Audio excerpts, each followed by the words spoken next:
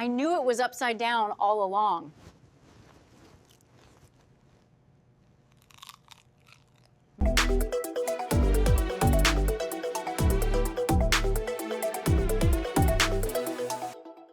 Hey guys, welcome back to the channel. Well, finally, the government is saying the quiet part out loud. I mean, this whole food pyramid thing, it's not anything that we didn't know. Everybody knew it. That's the reason the South Park episode is funny. It's a parody on the fact that everyone knows that they're not going to eat according to that. And the second thing is, this food pyramid has been gone for since ever. You had the basic 4, the basic 7. You had a new pyramid with a little dude walking up it. You had My Plate, which was completely stupid. I mean, all of it is just a bunch of stuff that happened because of lobbying groups. You also had court cases like the Citizens United court case that impacted what a lot of these dietary guidelines look like. So there's a huge history in that, and at the end of this video, I'll put a video that I did that shows you the history of the dietary guidelines, because if you don't understand that, you're not going to understand why anything happens when it does, because everything is tethered to politics. But in the video I'm talking about, it's called the pyramid scheme. I actually go over the history of all of that, and it explains how we ended up as poisoned as we are with all of the processed foods and the garbage.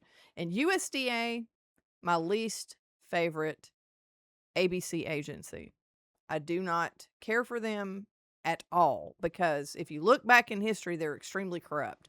Now, FDA still, I don't know, if you had a contest, I don't know who would win the Goober Awards, but they're both horrible. I mean, all of them are, basically. The government is just overall corrupt.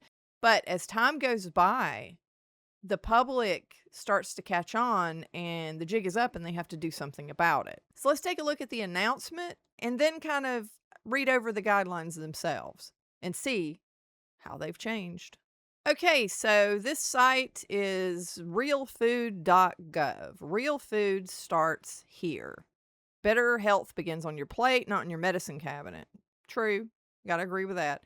And the new Dietary Guidelines for Americans defines real food as whole, nutrient-dense, and naturally occurring, placing them back at the center of our diets. So let's view the announcement. America is facing a full-scale health emergency. More than 70% of adults are overweight or obese. More than half are diabetic or pre-diabetic. Chronic disease touches nearly every single American family. This did not happen by accident. It happened because real food was pushed aside, replaced by highly processed products. Junk food became the foundation of the modern American diet, and we're paying the price with our health. But that ends today. We are resetting how our nation eats. Real food is back at the center of the American diet. Real food that nourishes the body, that restores health, that brings back energy, and that builds strength. This is what it takes to make America healthy again. Under the leadership of President Trump, we are reclaiming the food pyramid and fixing a system that has been broken for far too long. Today, HHS Secretary Robert F. Kennedy Jr. and USDA Secretary Brooke Rollins introduced the most significant change to federal nutrition guidance in the history of this nation. This is the new pyramid. Dietary Guidelines for Americans, a national reset built on real food. So this is a press release. It's at the U.S. Department of Agriculture site. So it's Kennedy, Rollins unveil historic reset of U.S. nutrition policy, put real food back at the center of health. And this was from January 7th. So Department of Health and Human Services, Robert F. Kennedy, and U.S. Department of Agriculture Secretary Brooke Rollins released the Dietary Guidelines for Americans 2025-2030, making it the most significant reset of federal nutrition policy in decades. I agree with that. The new guidelines deliver a clear, common sense message to the American people: eat real food. And then it's talking about a lot of the healthcare spending. 90% of healthcare spending goes towards treating chronic disease, much of it linked to diet and lifestyle. So the fact that they're saying this out loud is a big, big deal. The reason it is a big deal is not because I go and look at the dietary guidelines to figure out what to eat. Nobody does that. Diet-driven chronic disease now disqualifies many young Americans for military service, threatening national readiness and limiting opportunity. This is something a lot of people don't think about, but if you have a bunch of sick, fat people in your country, they're not going to be able to defend you. We're not going to be able to launch defense like we would if you had a country that did not poison their population. So that is something to think about. If you like being a global superpower, you can't have like a Wally type thing going on, right? We're over to the driving range and hit a few virtual balls into space. Nah, we did that yesterday. I don't want to do that. Well, then what do you want to do? I don't know. Something. Not going to work. So these guidelines return us to the basics, Secretary Kennedy said. American households must prioritize whole, nutrient-dense foods, protein, dairy, vegetables, fruits, healthy fats, and whole grains, and dramatically reduce highly processed foods. This is how we make America healthy again. Now, blah, blah, blah, blah, blah, blah, blah. They go on, patting each other on the back about how great they are. The thing is, if you thought, especially carnivores, if you thought, because Robert Kennedy is kind of a carnivore, I think he eats a few fermented things, dairy, and mostly meat, fatty meat. So he knows fatty meat heals, and he knows that it's an effective strategy, and there's nothing wrong with the fatty meat, that it was all a lie. He does know that. That's amazing that somebody like that is over HHS, just in and of itself, regardless of what you think of him. That part of what he's saying is absolutely true. So look at this. You see that? Yeah, he didn't used to eat the way he's eating now. And that's how he looks in the past. Okay, so he looks inflamed, little puffy, not so good. But if you look at this, and I had to turn the music off because there's all kinds of music in this, but you can see what he says on the screen. So let's check this out. What do you do to stay healthy? What I do, I go to the gym every day. I hike every day. I don't ever eat processed food. So he says he does intermittent fasting too. Look at this guy. He's 71 or something. So he's 71, and hey, I'd probably do him. I mean, this is like a campaign ad. I'm kidding. All right, it's my sense of humor. But anyway, so if you're going to have someone make food policy, it's that guy probably. Like, he's going to be the one to actually do something that makes sense. But this is something that's been needed to be done forever. Everybody knows this. Everybody that I know, when they want to lose weight, now they stay fat most of the time and they don't do anything about it, but women especially that want to lose weight, okay, and they won't know anything about like nutrition or nutrient-dense foods. They don't know any of the things that like most carnivores have discovered.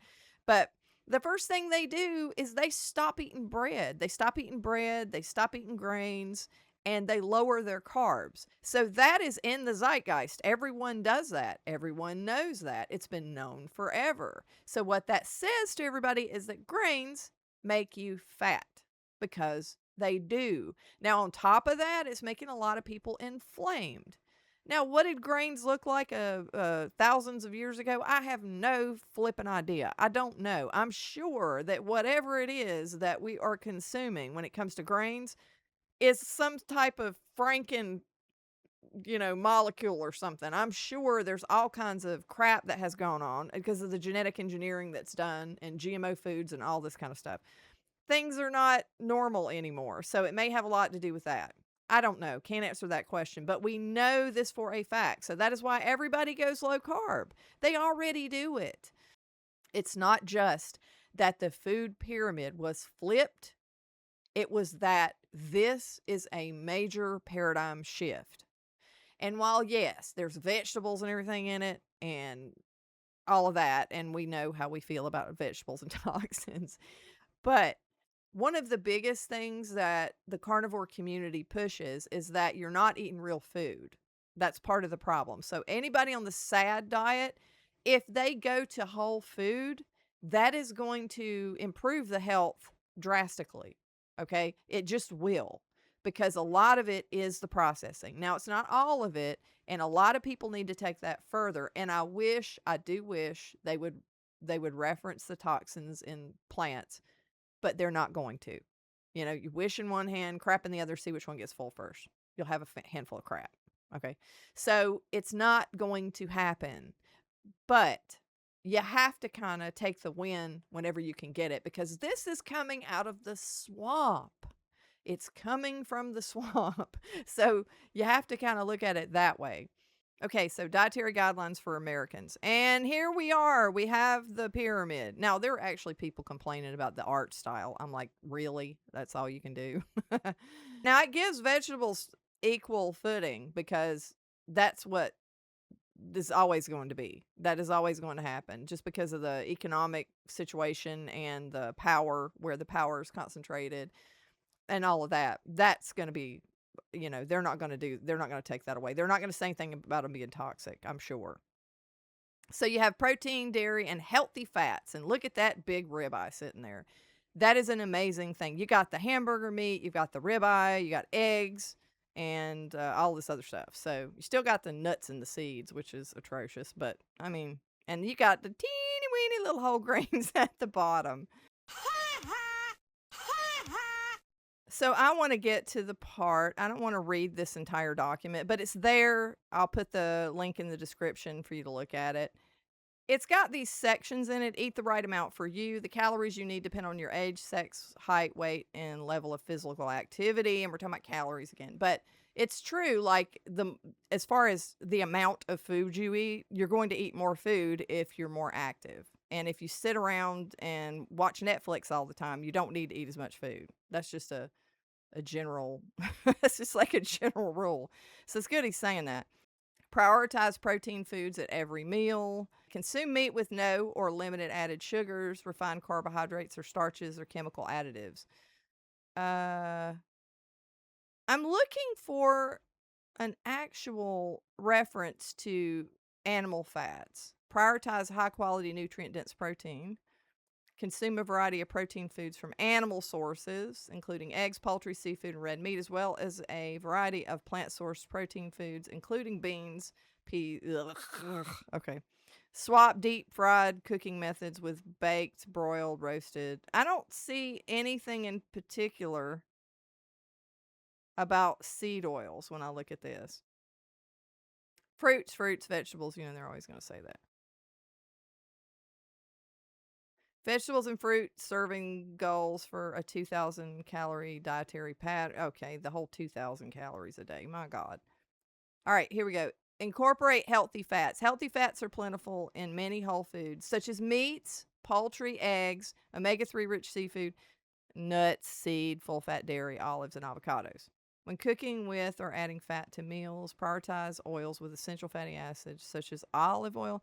Other options can include butter or beef tallow. Never in a million years, historically, would you see the government telling you to eat butter or beef tallow, and you've got it right here.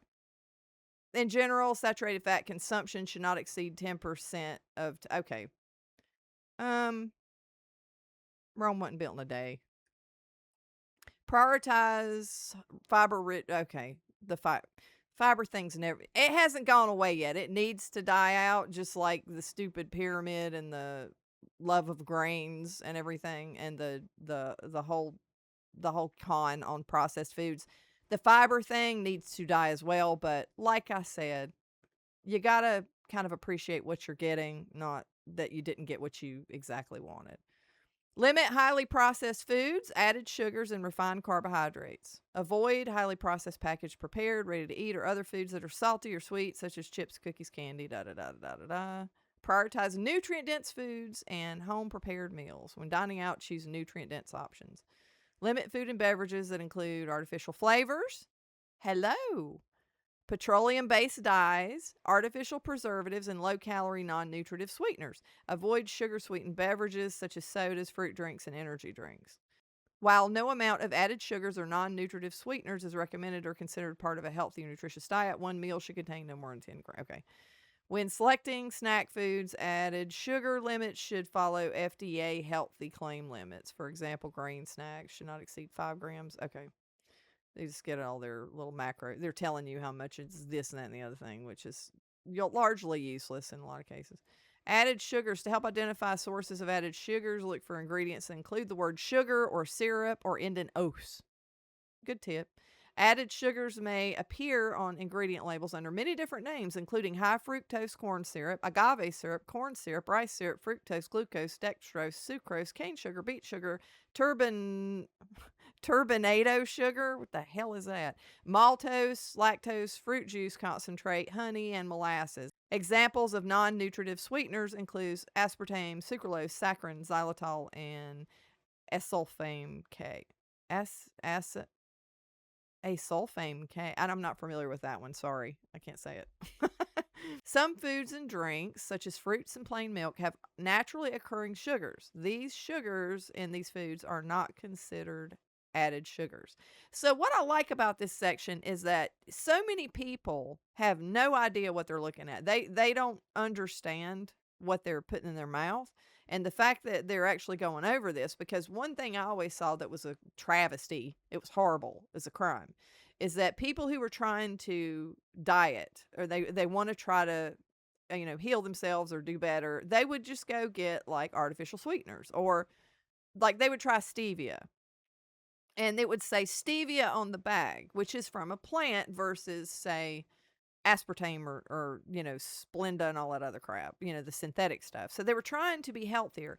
They would buy a giant bag of stevia, which was dirt cheap at Walmart, and it's very fluffy looking. Like if you ever buy that and you open it, it's like it floats in the air. It's like lyophilized or something. I don't know what they do to it. But it was cheap as dirt because it was cut with maltodextrin. Lots and lots and lots of maltodextrin. So it's not pure stevia, but they don't know that because they're looking at maltodextrin and they think, well, maybe it's some kind of preservative. Like they don't understand that that's just sugar. It's just another name for it. So they would buy it. They think it was helping. And really the whole time it's just giving them spikes. And then they're hungry and they're just eating more sugar and they don't know it. And that's just wrong. So I think the explanation of all of that is very good to have that in here. So that's a definite bonus. Limit alcohol. Consume less alcohol for better. Okay, most people agree on that. Sodium and electrolytes are essential for hydration. The general population ages 14 and above should consume less than 23. Okay, we're going into that depends on what you actually, it's personal. Okay, it depends on what you actually need, excrete, and how much you're losing. Highly active individuals may benefit from okay, so it's just general. For children, you've got recommendations on sodium. Highly processed foods that are high in sodium should be avoided. Yes, because that's like the evil pact. When you take processed food and you jack up the sodium in it, those two, like, not a good combination. But everybody needs sodium, and you just kind of eat food salt to taste. If you're eating real food, you just salt to taste. Your body will tell you how much you need. It's pretty simple. For about the first 6 months of life, feed your baby only breast milk. When breast milk is not available, feed your baby iron-fortified infant formula. Don't do that. Feed your baby breast milk. I am a hardcore believer in breast milk. And I'll tell you what I did. I had 2 kids. And they're about 2 years apart or whatever. A little bit less than that. And I pumped like a mofo. I had a Medela breast pump. So I would nurse them directly. And then I also pumped breast milk during the day at work. I had a little sign they put on the outside of my door that said "Mommy Cow." It's kind of cute. But I put the sign on so that way they knew not to bother me in my office. But, it didn't take that long. It was about 15 minutes a session. But I would pump about 4 times a day. And a lot of people don't understand this, but breast milk is purely supply and demand. The more you pump, the more you'll make. I had some serious double D's going on during that time. I had a teeny weeny waist because I looked like a supermodel, because I looked excellent like several weeks after giving birth for both kids because I was breastfeeding.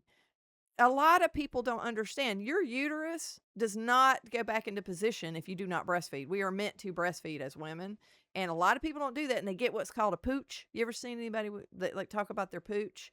Well, that is your uterus sticking out in a lot of cases. I mean, it can be fat too, but so my uterus went back into position, and I was burning so much weight just from feeding another human being. And my kids were super healthy. They looked excellent.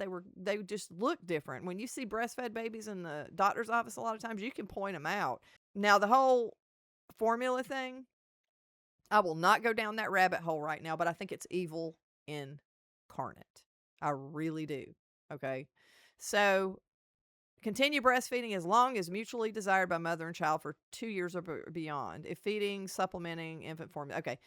All breastfed infants, as well as infants who consume less than 32 ounces of infant formula, should receive. Okay, that's the whole vitamin D thing. This goes back. There's a debate on this, and I've heard Dr. Berry talk about this. That I never did take that, and I didn't have a problem. So if God made you, I'm just going to back it up a little bit. If God made you and you eat what you're supposed to, your diet is what it's supposed to be, then the contents of your breast milk is going to be appropriate for your child. Period.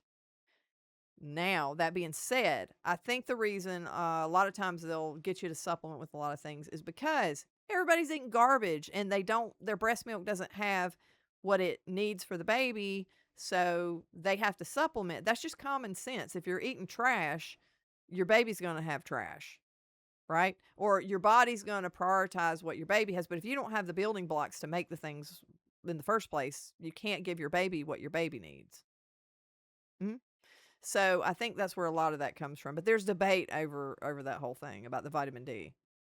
And then it talks about solid foods, blah, blah, blah.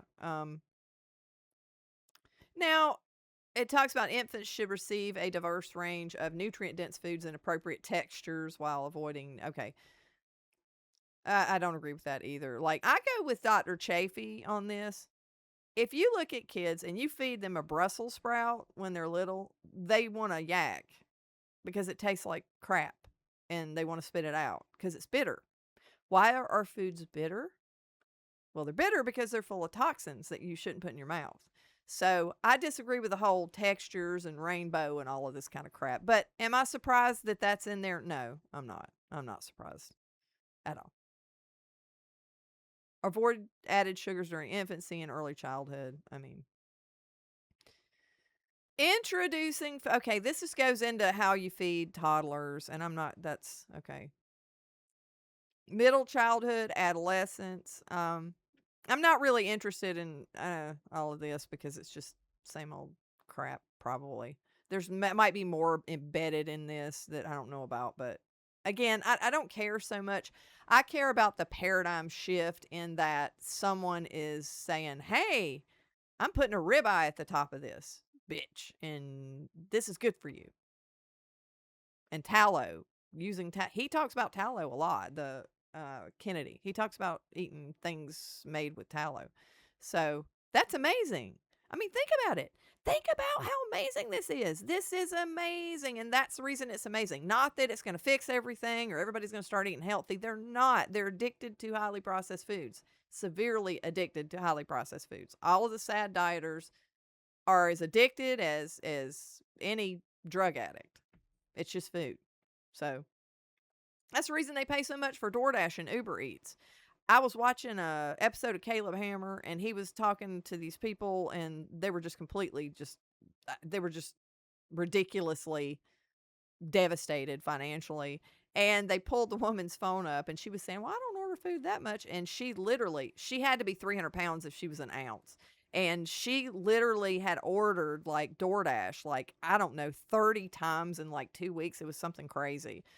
And that's what addiction is. You wouldn't spend all of your money doing that unless you were getting a fix. You're getting a hit, right? You're getting like dopamine hits, and you're feeding your depression or whatever it is. You're eating for comfort and for emotional reasons, not because you're starving to death. So it was just interesting. Older adults, okay. Individuals with chronic disease. Let's see what they say about this. This is good. Following the dietary guidelines can help prevent the onset or slow the rate of progression of chronic disease, especially cardiovascular disease, obesity, and type 2 diabetes. If you have a chronic disease, talk with your blah, blah, blah, blah, blah. See if you need. Okay. Individuals with certain chronic diseases may experience improved health outcomes when following a lower carbohydrate diet. Work with your healthcare professional to identify and adopt a diet that is appropriate for you and your health condition. Okay, that's basically saying what Chafee says without saying what Chafee says. They don't say anything about, well, the plants are toxic, but they're saying mainly, I think, for like, you've got insulin spikes, you're becoming insulin resistant and all that kind of stuff. And what I have loved to see for autoimmune conditions, note, hey, stay away from the plants because they could be toxic or you need to be careful with them or something. Yeah, but, fat chance for that. That's not going to happen. Vegetarians and vegans. Okay. Consume a variety of whole foods, especially protein-rich foods, dairy, eggs, beans, peas. Okay. Significantly limit highly processed vegan or vegetarian foods that can include added fats, sugars, and salt. Pay careful attention to potential nutrient gaps. Boom. When consuming a vegetarian or vegan diet. Vegetarian diets often fall short in vitamin D and E, choline, and iron, whereas vegan diets show broader shortfalls in vitamins A, D, E, B6, and B12, riboflavin, niacin, choline, calcium, iron, magnesium, phosphorus, potassium, zinc, and protein. You're an idiot if you're eating that way. Monitor nutrient status periodically, especially for iron, B12, vitamin D, calcium, and iodine. Or just ignorant. I'm sorry, that was mean. You're ignorant.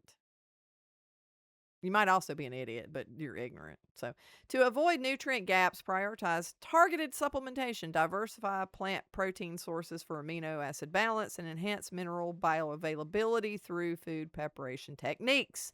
Yes, all your crap is toxic, so you need to take the skins off of your tomatoes and whatnot. And peel your potatoes and all that jazz. So, yeah.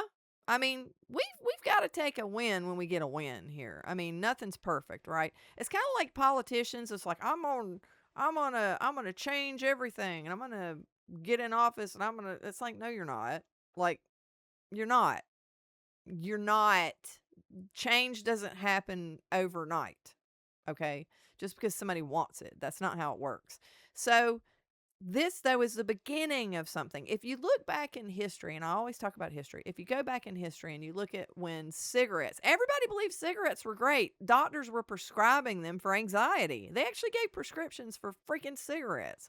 And you go back in time and everybody was freaking smoking. Look at the movies from way back. Everybody's lighting up, right?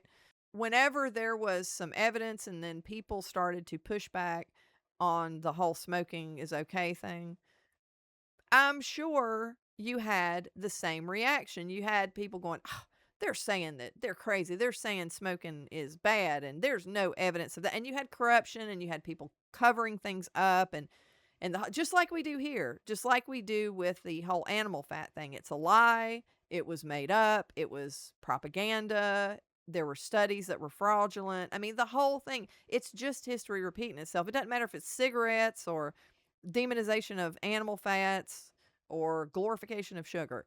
It's all just what happens throughout history. So look back at all of that. And then you look back at all of the medical reversals that they've done. They used to do lobotomies on people. They used to take an ice pick and stick it through people's eyeballs. That was standard of care. Okay. I also did a video on that. If you're interested, check it out. It wasn't that long ago. So throughout history, we've done stupid things and we've done harmful things just as a government, as a nation, as a world. And eventually the jig is up. That's just something to think about. Now, I do have, of course, some cope because I was betting that the vegans were going to just scream bloody murder and have a meltdown. I was wrong. And I had forgot about our friendly neighborhood dietitians, because the dietitian's whole foundation and whole universe is just like vaporizing. It's literally vaporizing. They cannot handle it. Now they'll say things like, "Well, I'm glad that they're not recommending processed foods, blah blah blah blah blah." But let's take a look at some serious copium. So first up, we have the vegan response.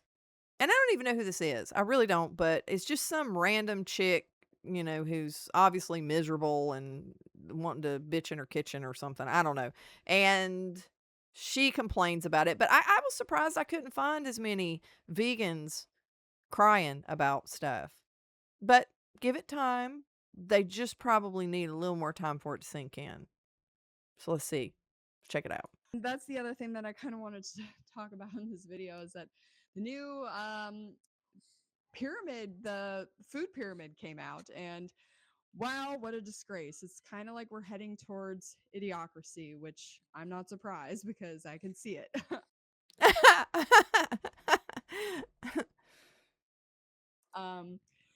But first of all, the pyramid is upside down. Okay. Okay. Secondly, half of it is animal products, and they put oil like right in the middle. So you have on the left side is fruits and vegetables, on the right side is meat and dairy, eggs, oil right in the middle, and then you have like rice and oatmeal like at the bottom, which is actually the top. Like, I think everybody who got together and made this pyramid should be fired. Okay. And Dr. Neil Barnard agrees. He's Oh, like, they're contradicting themselves, telling you to eat less saturated fat. Dr. Neil Barnyard agrees. Okay, so idiot. This person is one of the sheeple that just believes everything that's pushed in the media, everything that's pushed in the mainstream. So mainstream sheeple person, which is not that interesting. All they have is like snark, and they mock things, but there's no substance to it. It's like lots of laughing and lots of scoffing and things like that, which is what I expected. But what I was interested to see is the pain and suffering that's emanating from the dietitians. That is priceless. So let's take a look.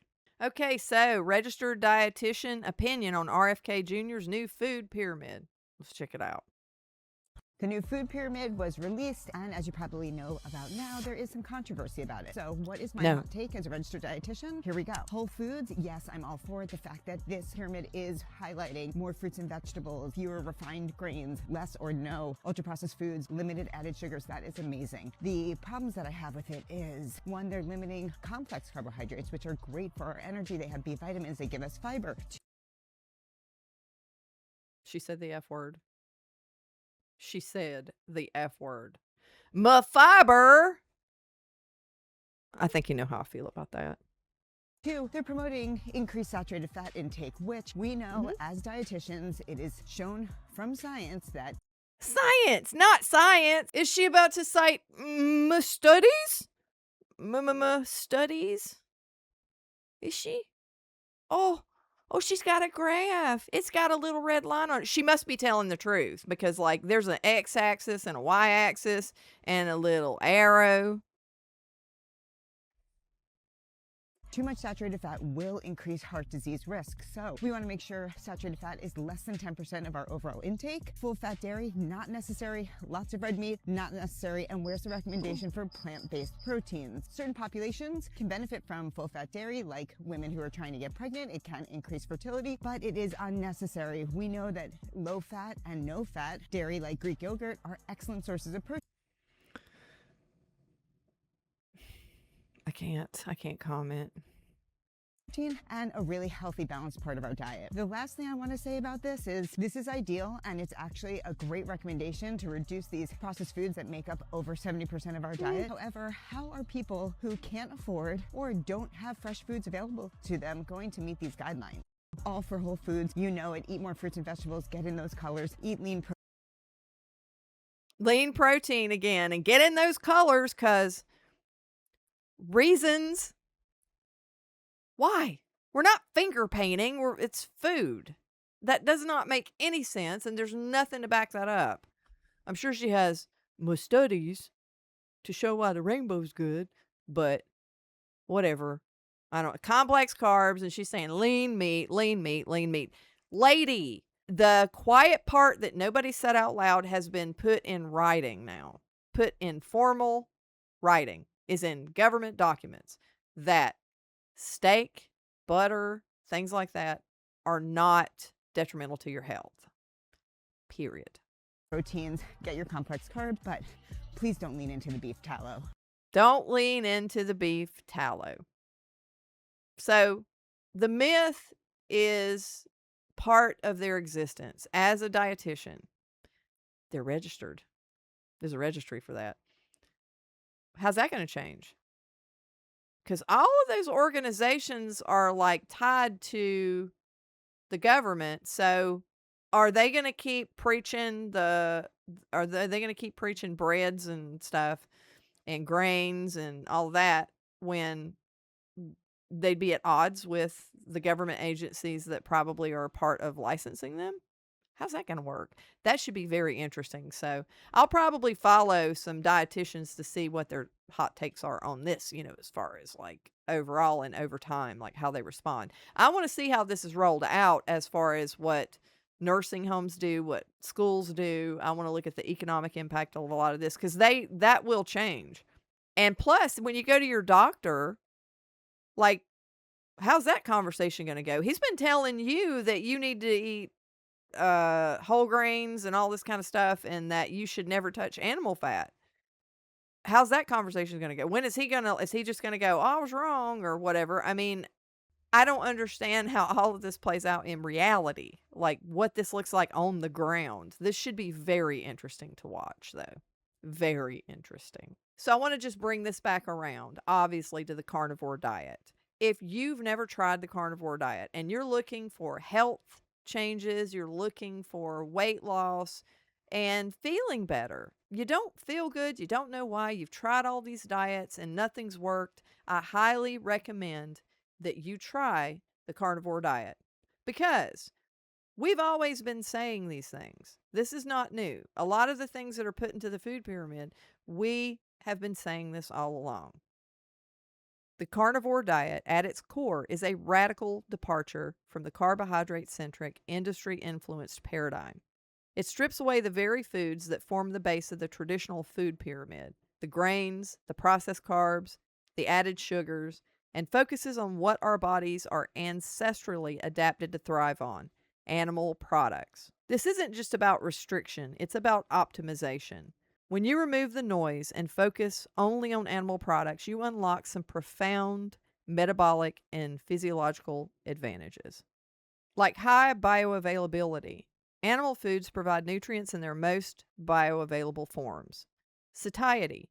The high fat and protein content leads to incredible satiety, eliminating cravings and the need for constant snacking. Reduced inflammation. By removing inflammatory plant compounds and sugars, many experience dramatic reductions in inflammation. Metabolic reset. It allows the body to become fat adapted, improving insulin sensitivity and restoring metabolic health. And I can speak directly from experience. I cured about 7 different medical conditions, some in 3 days, others in about a month. And it changed my life. I went carnivore in November of 2022, and I've never been happier, never been healthier. And there's not any going back. So it is well worth, in my opinion, to give it a try. So guys, I want to know what you think. Do you think it doesn't matter? Makes no difference? It's not going to have any impact? Do you think it's a foundational change like I do? Do you think this is a paradigm shift and it is important, even though it's not the utopia a lot of people might think it should have been? Either way, let me know what your thoughts are down in the comments section. I will be looking forward to reading all of them. Thank you so much for watching. And if you could hit that like button, it really helps out the channel a lot. And make sure to subscribe and hit the notification bell. That way you won't miss out on any future live streams or videos. And I will see you guys in the next video. Bye.